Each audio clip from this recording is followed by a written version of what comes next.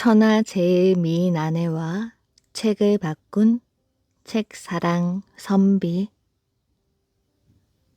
옛날에 책을 좋아하는 사람들은 보고 싶은 책이 있으면 돈을 아끼지 않고 책을 사들였지요.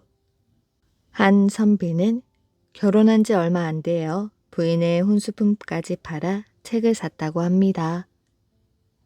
또한 명나라의 또 다른 선비 호응리는 닥치는 대로 책을 사 모았는데 돈이 모자라자 부인의 귀걸이를 팔아서 책값을 내었다고 하지요. 명나라에 주대소라는 선비가 있었습니다.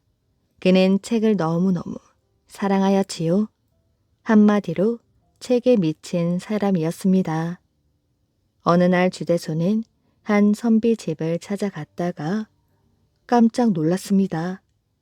자신이 그토록 찾던 책이 그 집 서가에 꽂혀 있었기 때문이었지요.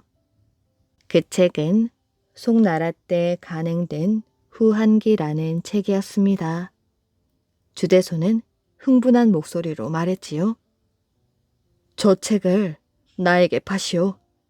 값은 달라는 대로 드리겠소. 그러나 책 주인 선비는 고개를 절레절레 저었습니다. 천금을 주신다고 해도 팔 수 없습니다. 제가 워낙 아끼는 책이라서요. 선비가 끝까지 거절하자 주대소는 마침내 이렇게까지 말했습니다. 내 아내는 천하제일 미인이요. 돈을 받고 책을 팔 수 없다면 책값 대신 내 아내를 드리겠소. 주대소는 끈질기게 졸라댔고 선비는 그 성화에 못 이겨 승낙을 하고 말았지요. 주대소는 뚫듯이 기뻐하며 아내를 넘겨주고 책을 받았습니다. 주대소의 집에는 아내가 남기고 간 편지 한 편이 벽에 붙어 있었습니다. 옛날에 여자를 말과 바꾸었다는 이야기는 들었어도 책 한 권에 아내를 넘겼다는 이야기는 듣지 못하였네. 먼 훗날 다시 만나더라도 후회하지 말기를. 무심한 봄 바람만 길가 나무 가지를 흔드는구나.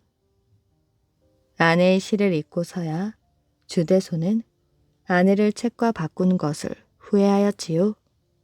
하지만 때는 이미 늦고 말았습니다. 주대소가 선비에게 달려가서 책을 돌려줄 터이니 아내를 돌려달라고 했지만 그 자리에서 거절을 당했습니다. 그 선비의 마음을 빼앗을 만큼 그의 아내가 천하 제일 미인이었기 때문이었습니다. 결국 주대소는 아내를 그리워하다가 병을 얻어 세상을 떠났다고 합니다. 29명의 부인을 둔 왕. 943년 분열된 나라를 다시 통일한 왕건은 병석에 누운 채 신하 박수리를 불러 훈요 10조라는 것을 남겼습니다. 이것은 왕의 도리와 할 일을 적은 것이었지요. 행여 자신이 죽은 뒤에 수많은 형제들이 왕의 자리를 놓고 다툴 것을 염려했기 때문이었습니다. 그러나 일은 왕건의 뜻대로 되지 않았지요. 왕건의 뜻에 따라 태자 무가 왕위에 올라 해종이 되었지만 바로 그 순간부터 해종은 숱한 위협에 시달리게 되었습니다. 그럴 만도 한 일이었지요. 왕건에게는 무려 6명의 왕비와 23명의 후궁이 있었고 왕비 6명이 낳은 왕자만 해도 25명이 되었습니다. 왕건이 그토록 많은 부인을 거느리게 된 것은 지방의 호족들을 달래 왕권을 안정시키기 위한 정책 때문이었지요. 지방의 호족들이 반란을 일으킬 염려가 있었으므로 이들의 딸을 데려다가 후궁으로 앉혔던 것입니다. 그러나 바로 그것이 문제가 되었지요. 25명의 왕자들과 자신의 딸을 후궁으로 바친 호족들은 왕건이 죽자 서로 자신의 친족을 왕 위에 앉히기 위하여 싸움을 벌였던 것입니다. 상감, 이상한 소문이 돌고 있습니다. 요 왕자께서 왕위를 노리고 있다는 소문이 대궐 안에 받아옵니다. 어느 겨울 늦은 밤 왕건의 뒤를 이어 고려의 두 번째 임금이 된 해종은 한 내관의 보고에 기겁을 하고 말았지요. 그게 정말이냐? 여봐라, 어서 박수리를 부르거라. 박수리는 왕건이 해종을 잘 부탁한다며 후뇨 10조를 대신 받아 적게 했던 왕건의 신복이었습니다. 내 동생 요가 왕위를 노리고 있다는데 이를 어찌하면 좋겠소? 해종은 몹시 걱정스러운 표정으로 물었지요. 그런데 오히려 박수리는 여유 있는 표정으로 뜻밖의 말을 꺼냈습니다. 상감, 그런 소문은 모른 척 하시고 오히려 요 왕자와 더욱 가까이 지내십시오. 나를 없애고 왕위를 차지하려는 인물과 어찌 가까이 지낸단 말이오? 지금은 그리하셔야 하옵니다. 요 왕자보다 더 무서운 적은 따로 있사옵니다. 그게 대체 누구요? 다름 아닌 왕규이옵니다. 하오나 저를 믿으십시오. 제가 상감을 지켜드리겠습니다. 왕규는 왕건의 16번째 부인의 아버지였지요. 요 왕자가 한편에서 임금의 자리를 탐내고 있을 때 왕규 역시 한 구석에서 자신의 딸이 낳은 외손자 광주 원군을 왕위에 앉히려고 음모를 꾸미고 있었습니다. 그날 밤 박수리는 즉시 군사들을 불렀지요. 여봐라, 당장 오늘부터 임금의 초소에 잘 훈련된 군사들을 배치시키고 접근하는 자가 있거든 가차 없이 베어라. 박수리가 임금의 침실에 군사를 배치한 며칠 뒤에는 자객이 숨어들었다 죽었고 그런 일들은 자꾸만 반복되었습니다.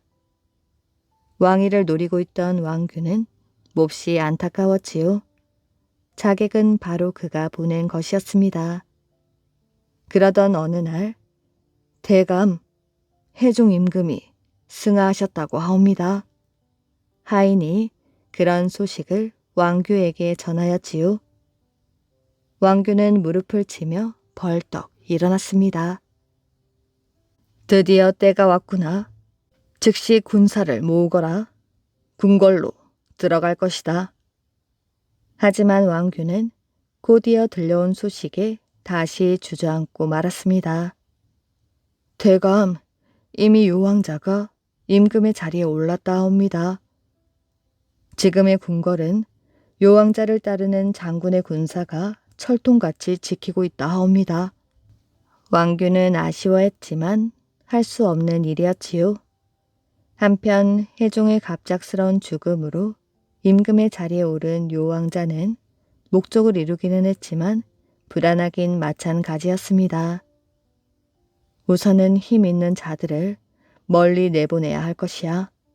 그래야 감히 왕위를 넘보는 자가 없을 것이다. 그런 생각에 이른 요 왕자 정종은 즉시 어명을 내렸지요. 여봐라, 왕규와 박수리를 강화도로 유배시키고 궁궐의 수비를 더욱 강화하도록 해라. 뜻밖의 명령에 당황한 것은 바로 박수리였지요. 왜냐하면 박수리는 해종이 죽었을 때 요 왕자를 지지하고 그를 왕위에 올려놓은 사람이었던 것이었습니다. 폐하, 어찌 이러실 수가 있사옵니까? 억울하옵니다. 하지만 정종은 어쩔 수가 없었지요. 왜냐하면 박수리도 왕규 못지않게 큰 힘을 가진 귀족이기 때문이었습니다. 마음만 먹는다면 언제든 왕위를 노릴 수 있는 세력을 가지고 있었던 것이었지요. 어떻게 하든지 온 힘을 임금인 나에게 집중시켜야 해. 호족들의 힘을 빼앗아 왕권을 강화하지 않으면 이 나라도 몹시 위험한 지경에 빠지게 될 것이야. 정종은 그런 생각에 골몰하면서 하루하루를 보내었지요. 그리고는 이내 자신의 생각을 신하들에게 털어놓았습니다. 곧 도읍을 서경으로 옮기겠소. 우선 왕식념 장군이 군사들을 이끌고 가서 임금이 머무를 대궐을 짓도록 하시오. 임금의 명령에 따라 왕식념이 서경으로 떠났고 새로운 궁궐을 짓기 위한 작업이 진행되었습니다.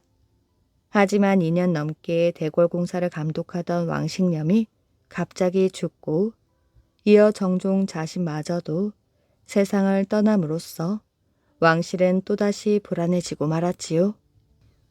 정종은 동생에게 왕위를 물려주었습니다.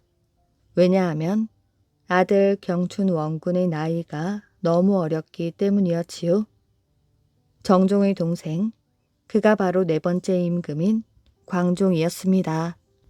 955년 광종은 후주에서 온 사신 한 사람을 붙잡고 간절한 부탁을 하고 있었습니다. 나는 그대를 돌려보낼 수 없소. 부디 내 곁에서 나를 도와주셨으면 좋겠소. 소인은 후주의 신하이옵니다. 어찌 제가 고려에 도움이 되겠사옵니까? 아니요. 나는 일찍이 그대의 학식과 덕망을 알아보았소. 지금 우리나라는 호족들이 저마다 힘을 쓰고 있어 왕권이 안정되지 못하고 아주 힘겨운 지경에 처해 있소. 부디 좋은 방도를 내놓아 우리 고려를 도와주길 바라오. 광종은 다시 한번 사신 쌍기에게 부탁하였지요. 알겠사옵니다. 그렇다면 우리 후주의 사신들이 돌아갈 때 저는 병을 핑계대고 돌아가지 않을 것이니 뒷일은 책임져 주셔야 합니다. 광종은 서둘러 후주의 임금에게 사신을 보내어 쌍기를 고려의 신하로 쓰게 해줄 것을 부탁했습니다. 그리고 광종은 쌍기와 함께 비밀스러운 일을 준비하기 시작하였지요. 그리고 1년이 지났을 무렵 왕위에 오른 지 7년째 되는 바로 그 해에 광종은 신하들을 불렀습니다. 그리고 이렇게 말하였지요. 모든 신하들은 내 명을 즉시 시행하도록 하라. 우선 호족들이 데리고 있는 노비들을 풀어주도록 하라. 특히 원래 노비가 아니었는데 전쟁 중에 포로가 되어 노비가 된 자들도 풀어주어라. 이를 어기는 호족들은 엄히 처벌할 것이다. 하지만 이것은 호족들에게는 말 그대로 청천벽력과도 같은 소리였지요. 호족들에게서 노비를 빼앗는다는 것은 그들의 군사력, 즉 힘을 빼앗는다는 의미였습니다. 당연히 호족들의 반발이 없을 리가 없었지요. 그러나 광종은 이들의 말을 듣지 않았습니다. 결국 수많은 호족들이 노비를 빼앗겼고 노비였다가 양인이 된 사람들이 많아지고 있었지요. 그 덕분에 나라의 살림이 좋아지기 시작했습니다. 왜냐하면 나라에서는 양인들에게서만 세금을 거두어 들였는데 양인이 많아졌으니 국가에서 걷는 세금도 많아진 것이었지요. 그러나 광종의 호족들에 대한 공격은 여기서 끝나지 않았습니다. 이제부터 나라의 중요한 일을 맡을 인재는 과거를 보아 뽑을 것이다. 앞으로는 그 누구라도 과거를 통해 벼슬을 할 수 있으며 반대로 아무리 대단한 호족이라도 과거를 통하지 않으면 큰 벼슬을 내리지 않겠다. 광종은 또 한 번 놀랄 만한 일을 저질렀습니다. 외국에서 귀화한 자들에게 벼슬을 주고 땅을 내주어라.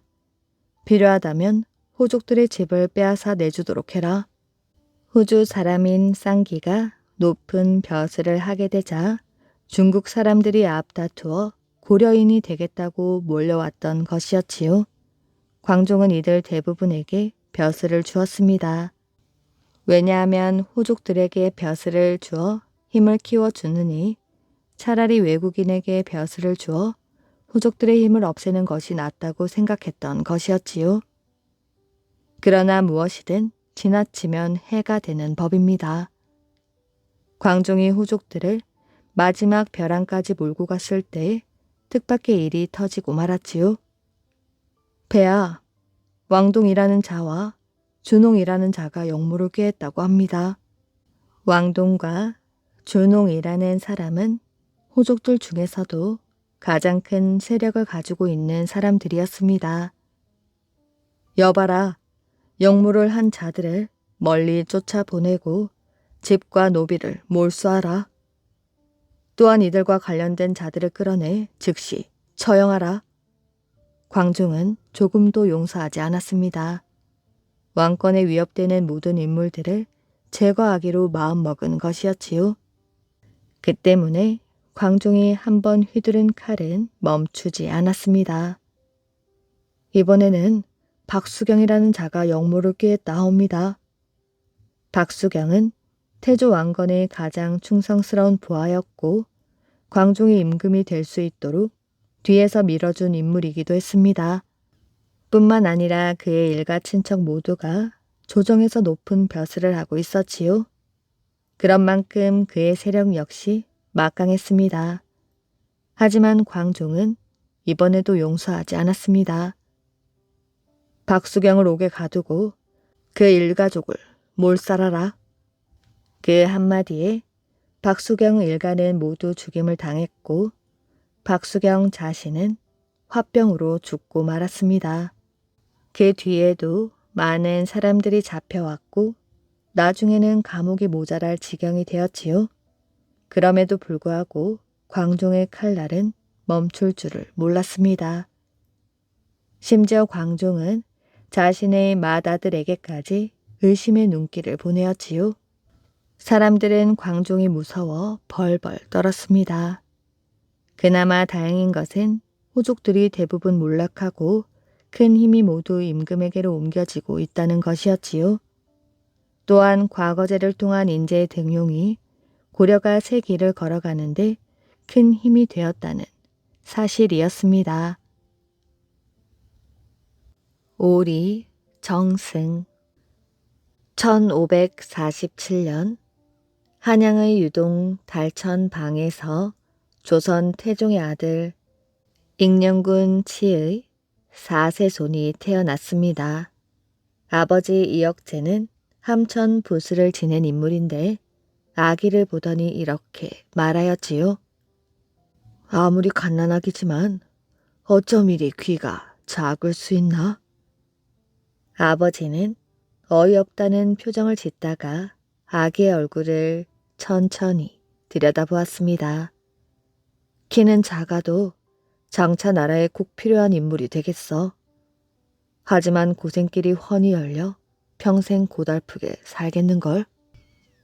이 아이는 바로 선조, 광해군 인조 등 새 임금을 모시고 영의정을 5번이나 지낸 명재상 이원익입니다. 그는 오리정승이라 불리며 백성들의 사랑을 많이 받았지요. 이원익은 키가 아주 작았다고 합니다. 그가 젊었을 적 관상을 보러 가본 적이 있었지요. 관상쟁이는 이원익의 얼굴을 꼼꼼히 들여다보더니 아쉽다는 듯 이렇게 말했습니다. 당신 관상을 보니 키가 한치만 더 작았어도 영의정이 될 간상이요. 정말 아깝소. 이원익은 갑자기 신발을 벗었습니다. 그는 굽이 높은 나막신을 신고 있었던 것이었지요. 그제서야 관상쟁이는 이원익에게 절을 하며 말했습니다. 몰라 뵈어 죄송합니다. 장차 영의정이 되실 분입니다. 명종 19년 이원익은 성균관에 들어갔습니다. 이때 조정에는 이원익을 눈여겨보는 사람들이 있었으니 바로 영의정 이준경이었지요. 그는 인재를 알아보는 눈이 뛰어난 것으로 유명했었는데 어느 날 명종에게 이렇게 아뢰었습니다. 장차 큰일을 알 인물이 있습니다.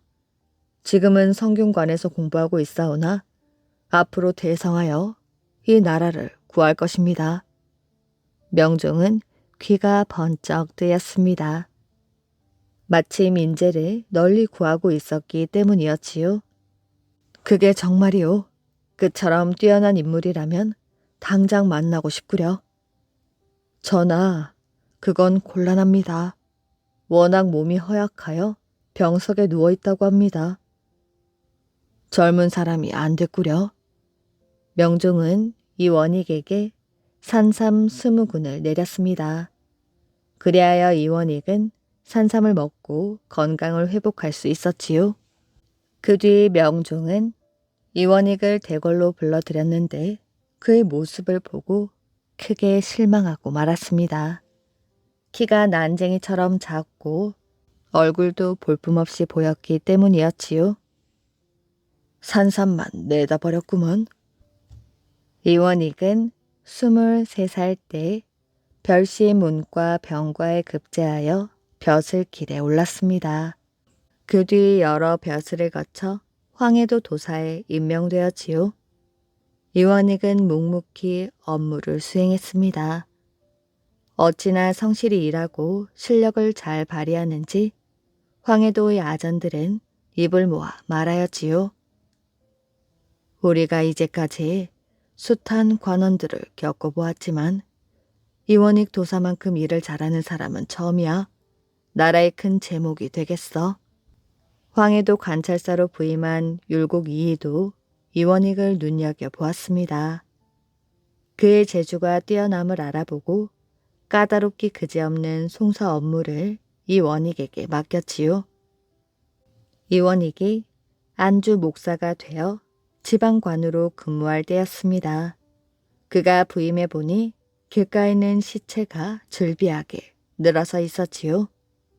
안주 지방에 흉년이 들어 수많은 사람들이 굶어 죽었던 것입니다. 이원익은 관찰사에게 청하여 양곡 1만 석으로 배고픔에 죽어가는 백성들을 구했습니다. 그리고 군병 제도를 고쳐 1년에 3개월인 군졸들의 복무기간을 2개월로 줄였지요. 그리하여 백성들의 군역 부담을 덜어주었다고 합니다. 또한 이원익은 백성들에게 뽕나무를 심게 하고는 노예치기를 알려주었습니다. 어찌나 열심히 일을 하는지 백성들은 이원익을 이공상이라 불렀습니다. 이원익 뽕나무라는 뜻이었지요. 그 후로도 그는 호조판서, 예조판서, 이조판서 등을 지냈습니다. 선조 25년 임진왜란이 일어나자 이원익은 선조의 피난길에 앞장섰고 정주에서 군사를 모아 왜군들과 싸웠지요. 이원익이 이끄는 병사들은 죽음을 각오하고 적군과 맞섰습니다. 이원익은 평안도 관찰사 겸 순찰사로 왜군 토벌의 공을 세우고 명나라의 이 여성과 함께 평양성을 탈환하였지요. 이원익은 이순신 장군을 아끼고 사랑했습니다. 그래서 이순신이 모함을 받아 파직되었을 때 이순신에게 다시 기회를 주어야 한다며 이순신을 다시 기용할 것을 조정에 건의하였지요. 이순신은 곧 복직되었고 이원익은 한산도까지 찾아가 병사들을 배불리 먹이고 격려를 아끼지 않았다고 합니다. 그는 이순신의 수군이 있어야 전쟁에서 승리할 수 있다고 믿었지요. 이순신은 이원익이 믿고 지원해준 덕분에 일본군과의 싸움에서 승리할 수 있었습니다. 선조 때 영의정을 지낸 이원익은 광해군이 왕위에 올랐을 때에도 영의정을 맡았습니다. 선조가 세상을 떠나기 전에 광해군에게 큰일을 맡길 신하는 이원익밖에 없다는 유언을 남겼기 때문이었지요. 이원익은 영의정이 되어서도 나라 일에 온 힘을 쏟았습니다. 이원익은 대동법을 실시하여 백성들의 세금 부담을 덜어주었지요. 그리고 광해군에게 바른 말을 서슴지 않았습니다. 광해군이 당파 싸움에 휩쓸려 영창 대군을 강화도에 보내 죽이고 임목 대비를 폐위시키려 하자 이를 반대하고 나선 것이었지요. 결국 이원익은 광해군의 노여움을 사서 경기도 여주와 강원도에서 5년 동안 귀양살이를 했습니다. 그는 유배지에서도 잠시도 쉬지 않았다고 합니다. 아침에 일어나면 농사일을 하고 밤에는 돗자리를 짜는 것이었지요. 단 하루도 거르지 않았습니다. 어느 재상이 이 원익을 찾아왔다가 돗자리 짜는 것을 보고는 너무 놀라 얼굴빛이 변할 정도였지요. 대감, 시간을 보내시려면 책을 읽든 바둑을 두셔야지요. 돗자리를 짜다니 보기에 민망합니다. 이원익이 말했습니다. 돗자리를 짜는 일이 어때서요? 나에게는 좋은 일인데. 내가 책을 읽지 않는 것은 공자처럼 학문적 열정을 갖지 못해서입니다. 그리고 바둑을 두지 않는 것은 지금 내 처지가 한가롭지 않아서이지요. 내가 돗자리를 짜는 데에는 다 이유가 있습니다. 돗자리를 짜면 나에게 5가지 이익이 있답니다. 첫째는 돗자리를 짜면 잡념이 사라져서 좋고, 둘째는 놀고 먹는 백성이 되지 않아서 좋지요. 셋째는 농촌에 사는 백성으로서 기술 한 가지를 배워서 좋고, 넷째는 쓸데없는 욕심이 생기지 않아 좋으며, 다섯째는 살림살이에 필요한 물건을 내 손으로 만들어서 좋습니다. 이 좋은 일을 왜 마다하겠습니까? 재상은 할 말을 잃었습니다. 구구절절 옳은 말이었지요. 이원익의 유배 생활은 오래 가지 않았습니다. 인조 반정으로 광해군이 쫓겨나고 인조가 왕위에 올랐기 때문이지요. 이원익이 유배에서 풀려나 한양으로 돌아오자 백성들은 거리로 나와 그를 맞이했습니다. 오리 정승이 오신다. 이제 우리 백성들이 살 만한 세상이 되겠네. 백성들은 이원익을 환영하며 덩실덩실 춤을 추었다고 합니다. 그런데 이원익은 인조가 있는 대궐로 곧바로 가지 않았습니다. 그는 광해군이 갇힌 곳으로 가서 큰 소리로 울며 말하였지요. 전하, 어찌 제 충고를 듣지 않으셨습니까? 너무나 원통합니다. 제 말을 들으셨더라면 이런 일은 일어나지 않았을 텐데. 광해군은 아무 말 없이 눈물만 흘렸다고 합니다. 인조는 이원익을 영의정으로 임명하였지요. 임목대비는 자신에게 수모를 준 광해군을 죽이려고 했습니다. 대신들도 사형에 처하자고 의견을 모았지요. 그러나 이원익은 이를 반대하고 나섰습니다.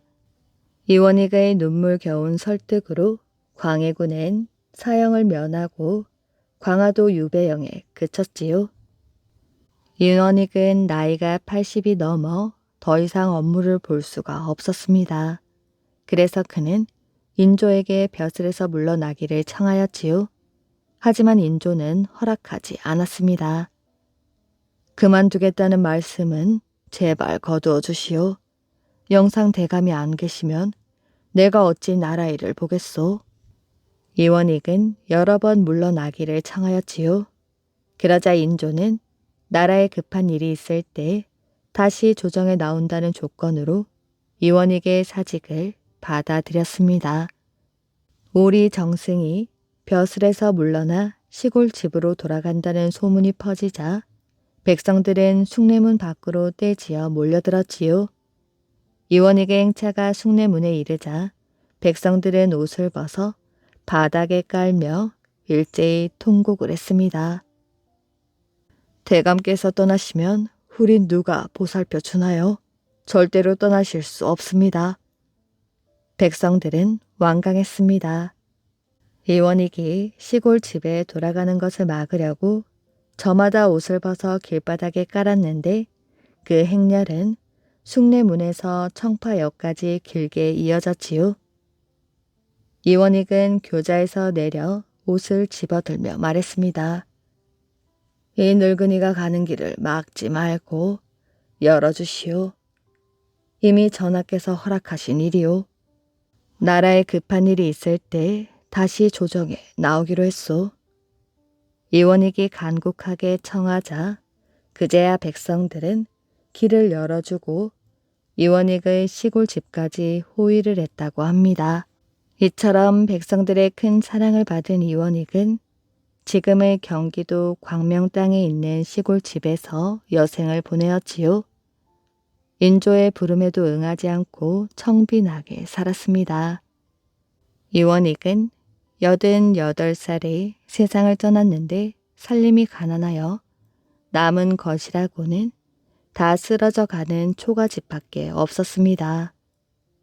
장례를 치를 비용도 없어서 나라에서는 장례에 필요한 물품을 내주었지요.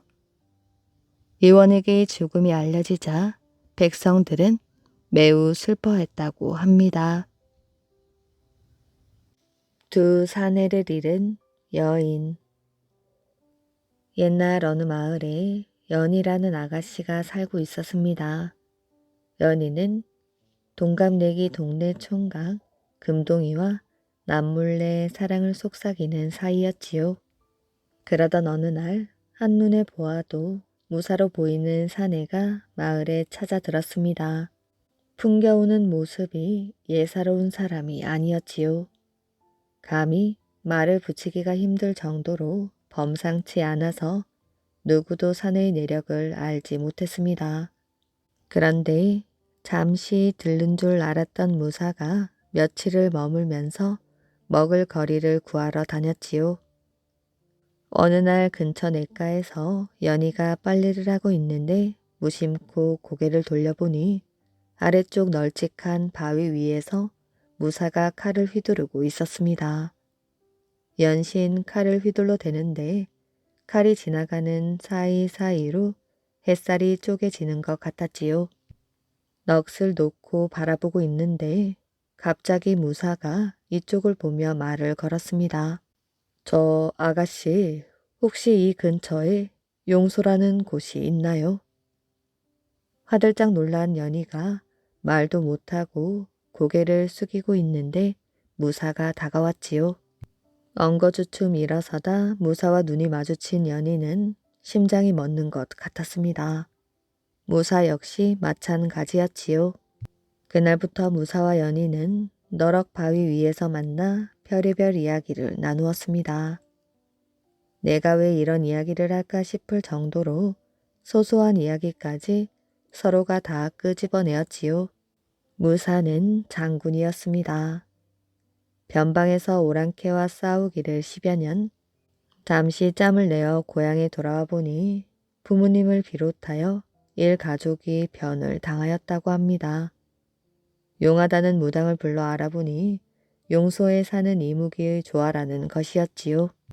용소에 살던 용이 승천을 하려다가 마침 아들을 위해 기도하던 무사의 부모 때문에 실패하여 이무기가 되었다고 합니다.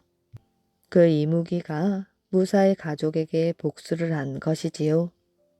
그래서 무사 역시 관직을 내던진 채 이무기를 잡으러 마을에 왔다고 합니다. 그런데 연희가 거의 날마다 무사와 몰래 만나는 것을 금동이가 눈치를 챘습니다. 하지만 연희를 향한 애틋함이 너무나 강했던지라 아는 척 하지 않았지요. 그러던 어느 날 금동이가 조심스레 물었습니다. 요즘 많이 바쁜가 봐.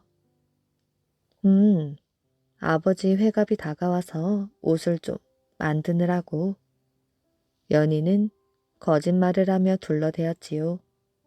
그런 연희를 보며 금동이는 낙담하였지만 그래도 내색은 하지 않았습니다. 그러던 어느 날 연희가 가르쳐준 용소 근처에서 잠복을 하고 있던 무사는 아무리 기다려도 이무기가 나타날 기미가 없자 다시 연희를 찾았지요. 그리고는 용소가 정말 맞는지 확인하고자 같이 계곡을 올라갔습니다. 멀리서 이를 지켜보던 금동이는 두 사람을 몰래 뒤따라갔지요. 그런데 용소 근처에서 연희가 갑자기 발을 헛디뎌 미끄러지자 무사가 연희를 잡는다는 것이 그만 껴안는 꼴이 되고 말았습니다. 금동이는 그 자리에서 꼼짝도 못한 채 눈을 감고 말았지요. 하지만 잠시 후 다시 두 사람을 뒤따르기 시작하였습니다. 연희와 무사가 드디어 용소에 이르렀습니다. 그런데 갑자기 무사가 날쌔게 몸을 날려 연희를 감싸 안고는 바위 틈으로 몸을 숨겼지요. 멀리서 그 광경을 목격한 금동이는 그 길로 계곡을 내려와 마을 개울가에 있는 깊은 물에 몸을 던지고 말았습니다. 이 사실을 알 리 없는 연희는 나지막한 목소리로 무사에게 물었지요. 무슨 일이십니까? 무사가 황급히 연희의 입을 막았습니다. 그때 어디선가 크르렁 하는 소리가 들렸지요. 이무기였습니다. 커다란 이무기가 나타나 용소 전체를 휘감았지요. 그러자 순식간에 칼을 뽑아든 무사가 몸을 날려 이무기를 향하였습니다. 뭐가 어떻게 돌아가는지 알 수도 없을 만큼 순식간에 무사가 이무기를 베었고 이무기 역시 꼬리로 무사를 내쳤습니다.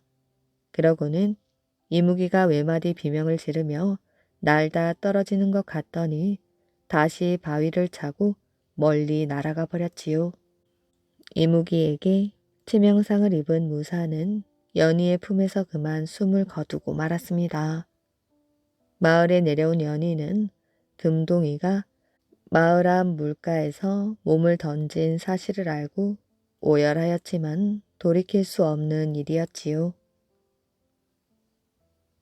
술이 만들어진 이야기. 옛날에 한 효성스런 총각이 아버지와 함께 살고 있었습니다. 어머니도 일찍 죽고 형제도 없이 아버지와 아들이 단 둘이 살았지요. 그런데 갑자기 아버지가 병에 걸려 시름시름 앓더니 드러 누워 일어나지 못하였습니다.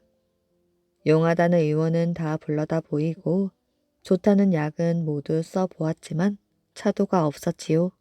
병은 하루하루 깊어가고 애는 바싹바싹 탔습니다.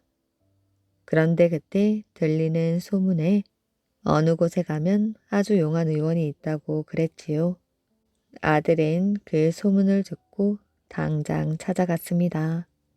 가서 병세를 모두 말하였더니 의원이 말하였지요. 그 병에는 다른 약은 소용없네.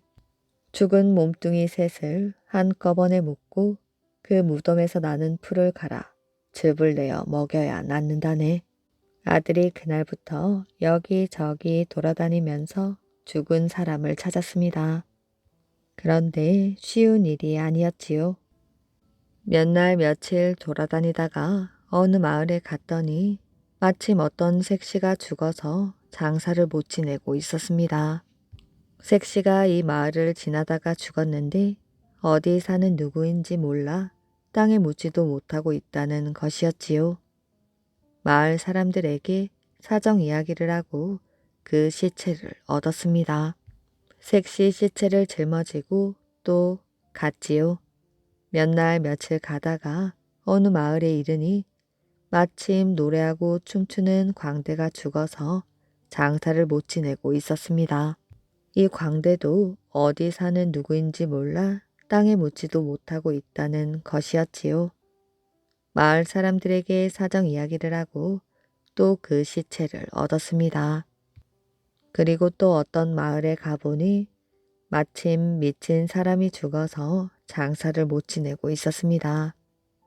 웬 미친 사람이 마구 고래고래 소리를 지르며 이 마을을 지나다가 죽었는데 어디 사는 누구인지 몰라 땅에 묻지도 못하고 있다는 것이었지요.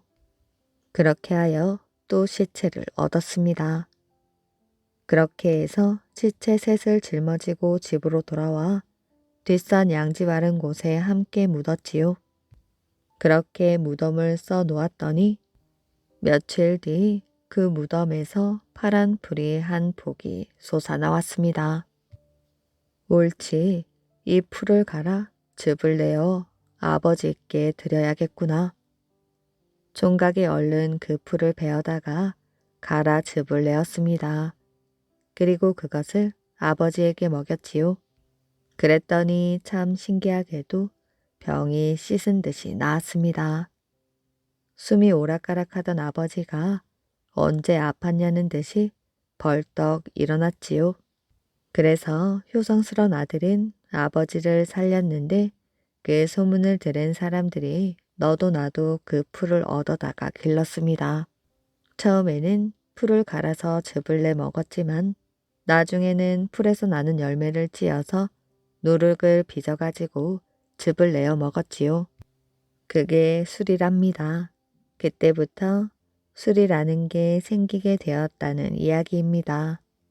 술을 처음 한 잔 먹을 땐 색시처럼 얌전하고 술을 자꾸 더 먹으면 기분이 좋아져서 광대처럼 노래하고 술을 아주 많이 먹으면 그만 미친 사람이 돼가지고 마구 소리도 지르고 그렇게 되지요. 그건 미친 사람 넋이 스며들어서 그렇다고 합니다. 저승에간 이서방. 옛날 어느 시골에 이서방이라는 게으른 농부가 살았습니다. 아내는 열심히 일을 했는데 이서방은 매일 빈둥거리기만 하였지요. 더군다나 이서방이 술을 먹는 날이면 괜히 시비를 걸고 싸움을 하였지요. 저런 못된 사람 같으니 똥이 무서워 피하겠나. 더러워서 피하지. 마을 사람들도 손가락질하며 이서방을 피해 다녔습니다. 세월은 흐르고 흘러 어느덧 이서방도 50살이 넘게 되었지요. 나이가 들고 보니 친구도 없고 재미있는 일도 없었습니다. 기운도 없어서 전처럼 돌아다니지도 못하였지요. 좋은 시절을 헛되게 보냈구나. 착한 일 하나 하지 않고 말이야. 지금이라도 다시 태어난다면 나 때문에 고생한 사람들에게 잘 할 텐데. 이서방은 지난 날을 후회하며 눈시울을 적셨습니다. 마을 사람들은 이서방이 달라진 것을 몰랐습니다. 여전히 이서방을 미워하고 피하기만 하였지요. 이서방은 사람들을 일일이 찾아다니며 잘못을 빌었습니다. 이서방이 무슨 트집을 잡으려고 저러지? 그러게 말이야. 처음엔 사람들도 믿지 않았지요. 그러나 시간이 지날수록 이서방의 진심을 알게 되었습니다.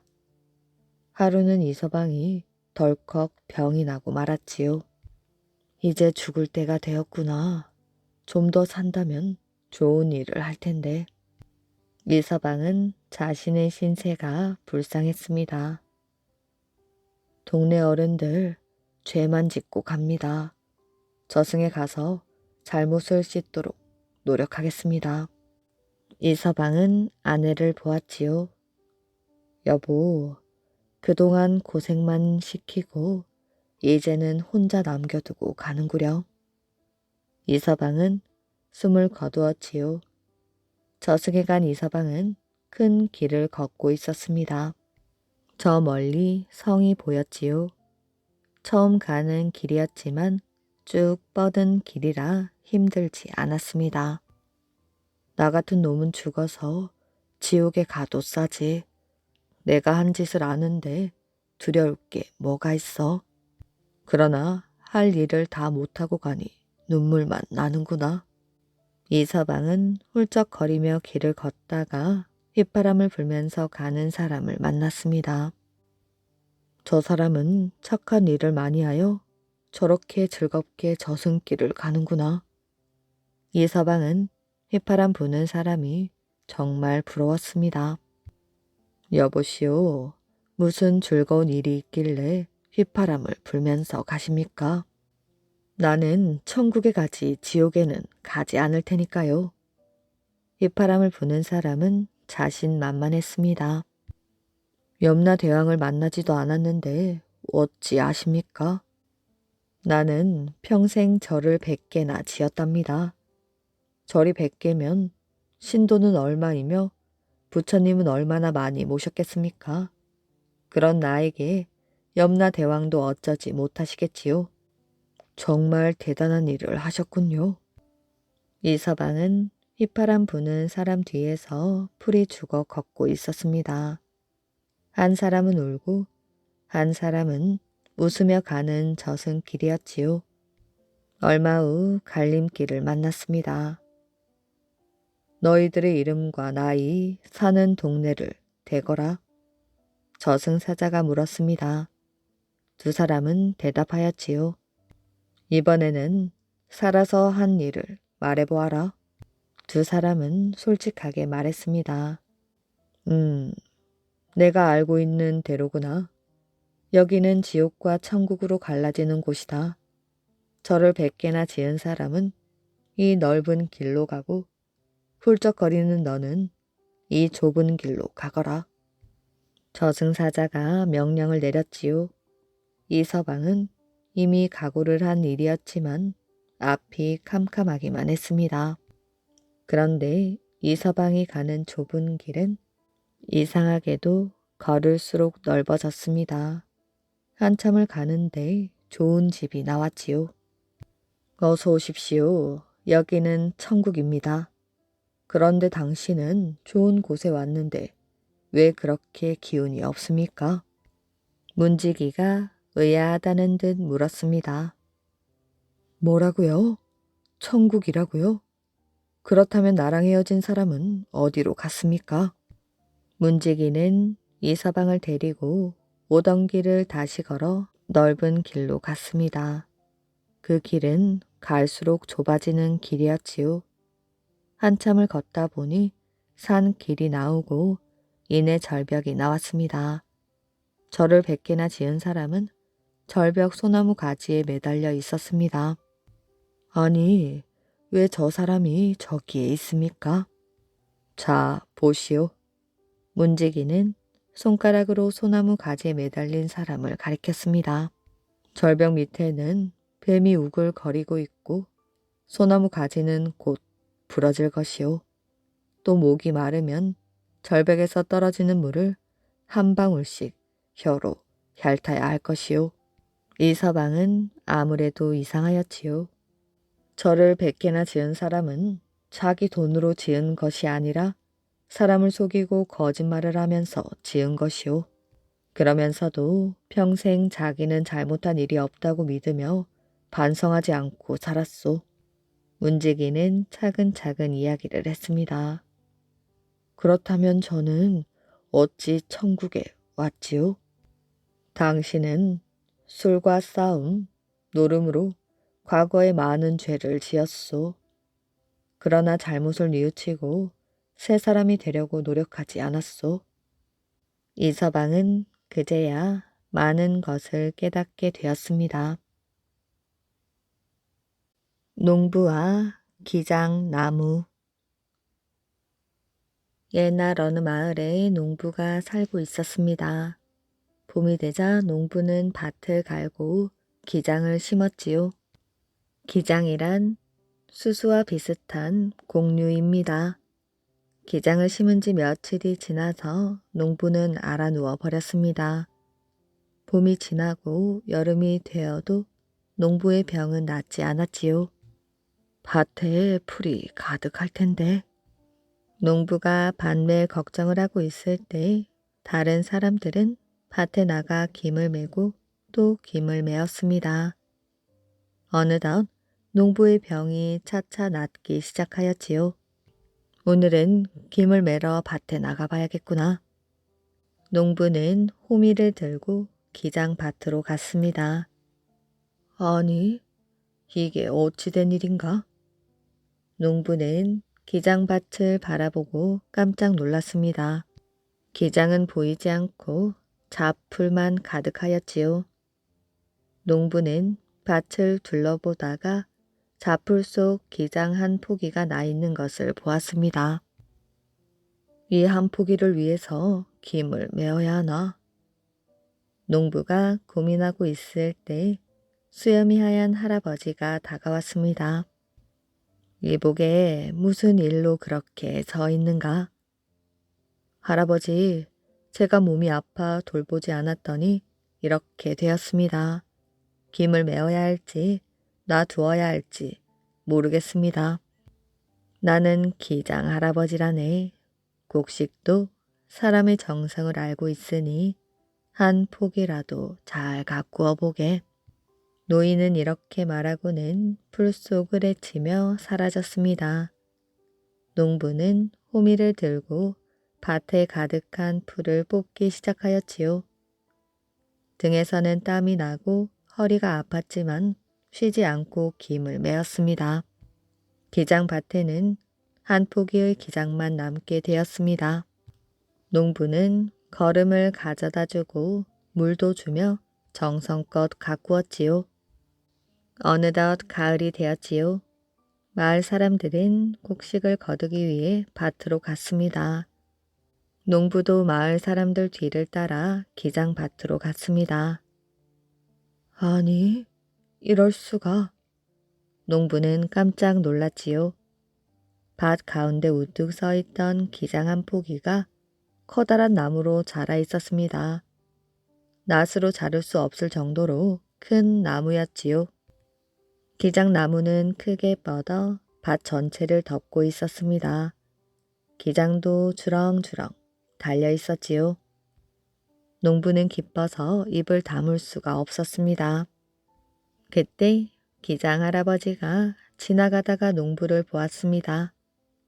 이보게 왜 그렇게 놀라 서 있기만 하는 겐가? 할아버지, 기장나무가 너무 커서 어떻게 걷어들여야 할지 모르겠습니다. 기장 할아버지는 가만히 듣고 있다가 고개를 끄덕였습니다. 그런 것이라면 내가 도와줄 수 있지. 기장 할아버지는 기장나무 위로 올라가더니 지팡이로 나무를 내리쳤습니다. 기장나무에서 기장이 우두둑 떨어졌습니다. 이만하면 되겠느냐? 예, 그만 내려오셔요. 농부는 신이 나서 기장을 정신없이 주었습니다. 할아버지, 정말 고맙습니다. 그런데 기장 할아버지는 온데간데 사라지고 없었지요. 기장은 곳간에 채우고도 남을 정도로 풍년이었습니다. 기장을 쉽게 거둔 농부는 겨울 내내 놀기만 하였지요. 마을 사람들은 거름도 모으고 새끼도 꼬면서 내년 농사 준비로 바빴습니다. 자네 내년 농사 준비는 안 하는가? 길에서 만난 이웃이 농부를 보고 걱정하였지요. 일이란 그렇게 날마다 한다고 되는 게 아니에요. 절 보세요. 어떻게 부자가 되었나? 농부는 날마다 배불리 먹고 방에서 뒹굴뒹굴 놀면서 잠만 잤습니다. 봄이 오자 농부도 밭을 갈고 기장을 심었지요. 대충 기장 씨앗을 뿌린 농부는 김도 매지 않고 나무 그늘에 누워 있었습니다. 며칠 후 농부는 호미를 들고 기장밭으로 갔습니다. 작년처럼 기장밭에는 기장 한 포기만 우뚝 서 있고 풀만 가득하였지요. 그럼 그렇지. 올해도 복이 굴러 들어오는구나. 농부가 웃고 있을 때 기장 할아버지가 나타났습니다. 여보게 왜 그렇게 웃고만 있나? 기장밭에 풀이 가득하여 어떻게 할까 생각을 하고 있었습니다. 노인은 농부를 바라보며 고개를 저었습니다. 김을 잘 매주면 기장나무가 될지 그건 모를 일이 아닌가? 노인은 또다시 어디론가 사라졌습니다. 아휴, 이 밭을 언제 다 매지? 농부는 기장밭을 겨우겨우 메었습니다. 가을이 되자 농부도 마을 사람들을 따라 가을 거지를 하러 갔지요. 기장밭에는 기장나무가 작년보다 더 크게 뻗어 있었습니다. 탐스러운 기장 열매도 주렁주렁 열려 있었지요. 올해도 벌러덩 누워 편하게 겨울을 보낼 수가 있겠구나. 농부는 기장 할아버지가 오기를 기다리며 서 있었습니다. 이보게 자네는 왜 그렇게 서 있는가? 어디선가 기장 할아버지가 나타났습니다. 왜 이제야 오십니까? 제가 얼마나 기다렸는데요. 기장나무를 어떻게 하면 떨 수 있을까요? 그쯤이야 어렵지 않지. 노인은 농부를 힐끔 쳐다보더니 지팡이로 기장나무를 내리쳤습니다. 기장나무에서 기장이 우수수 떨어졌지요. 기장은 농부의 무릎까지 쏟아져 내렸습니다. 이만하면 되겠느냐? 조금만 더요. 기장은 농부의 가슴까지 쌓였습니다. 이만하면 되겠느냐? 조금만 더요. 농부는 신이 나서 외쳤지요. 기장은 쌓이고 쌓여 농부의 키보다 더 높이 쌓였습니다. 그만하셔요. 농부가 소리쳤지만 기장 할아버지는 어디론가 사라진 뒤였습니다. 농부는 마을을 돌아다니며 여기저기에서 달구지를 빌렸지요. 여보시오, 농사는 나처럼 짓는 것이오. 내일 다들 나를 따라오시오. 다음날 농부는 달구지를 가지고 기장밭으로 갔습니다. 마을 사람들도 농부의 기장밭으로 갔지요. 농부의 기장밭에는 기장 열매가 아니라 모래가 산 더미처럼 쌓여 있었습니다. 이야기 재미있게 잘 들으셨나요? 오늘의 이야기는 여기까지입니다. 오늘도 이야기를 들어주셔서 정말 감사합니다. 오늘도 편안한 밤 되시길 바랍니다.